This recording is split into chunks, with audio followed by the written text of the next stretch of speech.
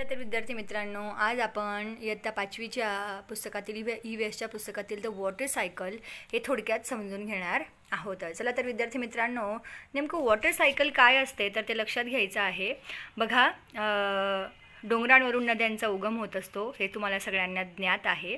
मग नदीचा उगम होतो आणि नदी, एक मोठी नदी, एक छोटी नदी दुसऱ्या नदीला जाऊन मिळते, दुसरी तिसरीला जाऊन मिळते आणि मग नद्यांचा प्रवाह वाढतो आणि शेवटी एक मुख्य नदी समुद्राला जाऊन मिळत असते.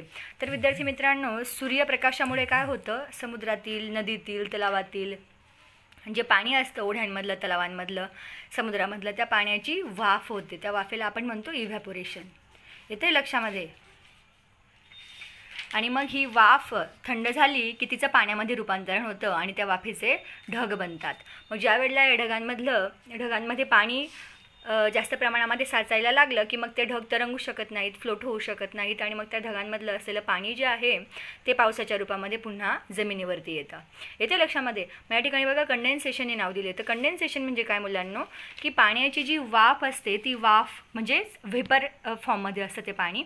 व्हेपर, तिची हीट निघून गेल्यावरती ते पाणी थंड, ते पाण्याची वाफेचं रूपांतरण पाण्यामध्ये होतं.